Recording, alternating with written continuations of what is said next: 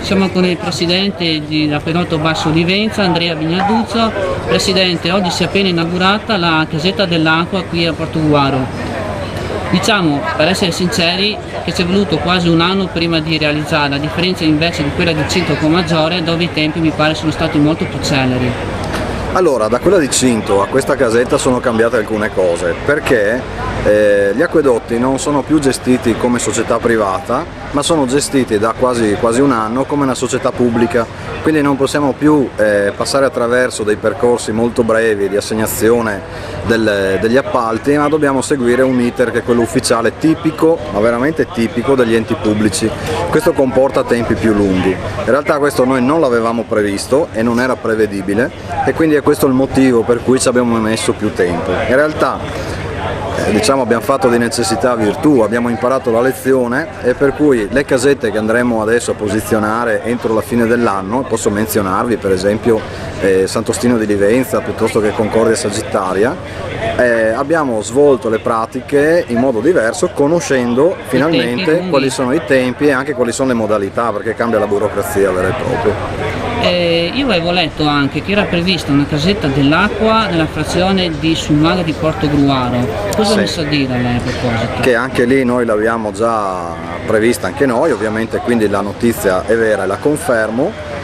Stiamo predisponendo i bandi per assegnare alle ditte che forniscono le casette la fornitura delle casette, quindi siamo già in fase avanzata. Però ripeto, anche il periodo dei bandi è un periodo lungo, perché poi c'è un concorso, partecipano più ditte, bisogna fare la selezione, bisogna seguire dei tempi, e quindi le lungaggini purtroppo sono dovute a questo, proprio a termini di norma. Quando verrà a pagamento qui l'acqua, occorrerà munirsi di una tessera prepagata. Certo. Questa tessera, io per esempio sono andato già da tempo a Cinto Commaggiore, utilizzavo già quella. Sì. Se io utilizzo quella tessera là qui, funziona lo stesso? No, la tessera è volutamente zonale. Perché questo sempre? Allora, la scelta è dovuta dal fatto che vogliamo mantenere una certa territorialità dell'intervento, quindi questa è l'acqua per gli abitanti di Portogruaro. Poi se uno che viene da distante vuole prendersi l'acqua qua, si prende la tessera e viene su questa utenza qua, quindi viene a prendere l'acqua qua. Però essendo un unico gestore dell'acqua che da fornisce sia la casetta dell'acqua di Anone, Cinto e Portogruaro, non sarebbe invece più comodo? Perché allora a questo punto mi viene a pensare che quando ci sarà a Summaga ci vorrà un'altra tessera ancora? No, a Summaga ci sarà la stessa tessera che c'è qua, perché andiamo per competenza di comune, questa è la volontà attuale. Poi non escludiamo, perché ci stiamo anche ragionando sopra, in realtà ci abbiamo già ragionato abbondantemente, di fare un'unica tessera che valga per tutto il territorio, però per il momento, per tutta una questione anche tecnica nostra di gestione delle casette, preferiamo avere una separazione delle aree. Sì. E per prelevare l'acqua si dovrebbe utilizzare solo bottiglie di vetro, di plastica. Sì. Però purtroppo ho notato che c'è qualcuno che viene con la tanica, con la damigiana. Sì. È un comportamento corretto? No, infatti ci sono già state fatte delle segnalazioni più volte, noi siamo anche intervenuti in un paio di occasioni dove arrivava gente addirittura con le taniche da 25 litri, però io sono convinto di una cosa, che questo è così solo perché l'acqua è gratuita, nel momento in cui si pagherà. Non ne fanno uso per bere, insomma, no, per bagnare l'orto magari, o come qualcuno ha detto, riempirsi la piscina a casa. Esatto, sì, purtroppo c'è anche questo problema, però nel momento in cui ci sarà la tessera io credo che, anzi, negli altri comuni il fenomeno, dal momento in cui siamo passati con l'utilizzo della tessera, il fenomeno si è assolutamente risolto. Io ho letto che in Italia ci sono delle casette dell'acqua in cui si va sempre lì con la tessera, però la tessera eroga un tot numero di litri al giorno, perché altrimenti c'è qualcuno che viene lì, si porta via 30 bottiglie. Noi non abbiamo questo limite, no. Quindi se uno vuole prelevare 10, 20, 30 bottiglie alla volta, fino ad esaurimento tessera può prelevare a piacimento. C'è un'indicazione però su tutte le casette dell'acqua, che poi sta ovviamente nella buona civiltà di ciascuno, che si possono prelevare 6 bottiglie d'acqua, poi se c'è della coda, insomma, lasciare anche il passo agli altri. Questo fa parte della buona educazione.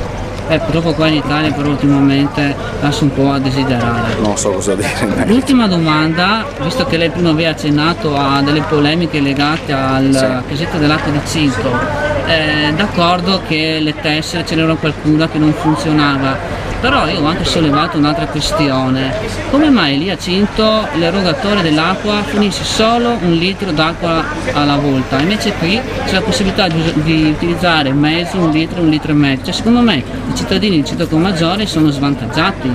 Allora, parlare di svantaggio mi sembra un'espressione assolutamente fuori luogo, perché dire che uno è svantaggiato perché non può prelevare il mezzo litro piuttosto che il litro mi sembra un'affermazione proprio un po' esasperata.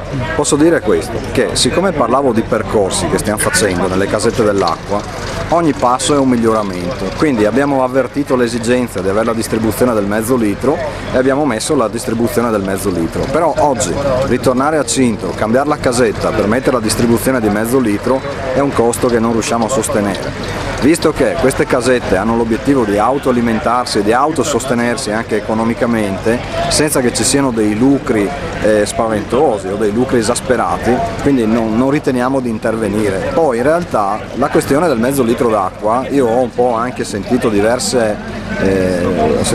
cittadini lì a Cinto, ma anche un po' negli altri comuni, è più che altro così una sorta di ragionamento a voce alta, però nessuno fisicamente e concretamente si è poi lamentato perché dice non ho il mezzo litro d'acqua. Quindi direi che più che altro è un'osservazione più che una polemica vera e propria. Ma quando voi avete installato quella di Annone Veneto, che mi pare sia quella diciamo iniziale, la prima che avete fatto, certo, quella prevedeva mezzo litro, 1 litro, 1 litro e mezzo? No, 1 litro alla volta. Anche quella, però adesso siete tornati indietro lì, l'avete sostituita? No, allora adesso lei mi sta facendo delle domande molto tecniche. Ci sono delle macchine dove si può intervenire facilmente e delle macchine dove non si può intervenire.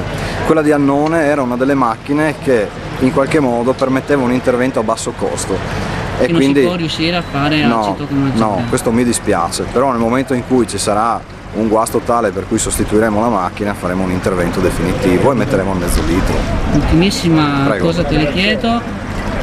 Lei, io ho visto, sono andato nella casetta dell'acqua di Fossalto di Portoguaro, lei sa che quella è gestita dal KBT. Certo. Lì forniscono diciamo, l'acqua naturale a 3 centesimi al litro, sì, quella frizzante invece al doppio, qui invece sia naturale che frizzante 6 centesimi. Sì. La domanda è questa, non si può fare anche qui la stessa cosa che sono riusciti a fare a Fossalta? Allora, è un principio completamente diverso.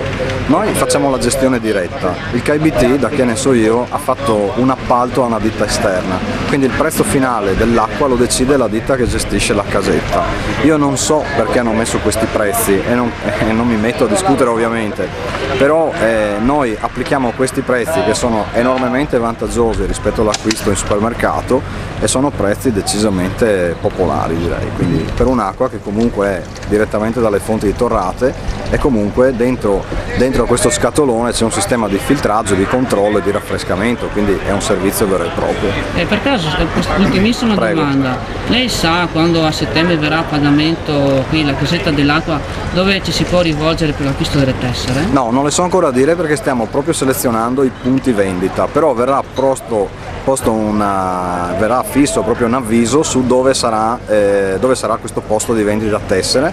Il comune di Portoguaro si è anche lui attivato e comunicherà attraverso il sito il negozio dove si possono acquistare le tessere. Lei mi ha parlato adesso di sito internet. Certo. Mi sono chiesto come mai l'ABL, che promuove l'utilizzo delle casette dell'acqua, non ha messo nessuno spazio pubblicità, nessuna informazione sul vostro sito istituzionale. Cioè uno arriva lì, c'è scritto usate l'acqua del rubinetto, sì, che è buona, però non c'è alcun riferimento alle installazioni delle casette dell'acqua. Ma in realtà il riferimento c'è, perché ogni volta che installiamo una fotografia, un avviso, un commento c'è, però il sito non possiamo intasarlo, quindi man mano che passa il tempo togliamo gli avvisi e ne mettiamo di nuovi. Però magari creare una sezione... Ci possiamo pensare, però in realtà l'avviso viene dato. Perché magari l'avviso trova il tempo che trova, però magari un utente non è che ci va, cioè ci può andare oggi, ci può andare fra 2 mesi, e allora quando lui ci va dice guarda qua, a Portoguaro c'è... Terremo conto, però gli avvisi rimangono in cronologia, quindi se uno risale insomma... Quindi eventualmente si potrebbe anche fare, mettere sì, una fotografia, un link che l'utente clicca e magari viene a conoscenza. Terremo presente, grazie. Grazie.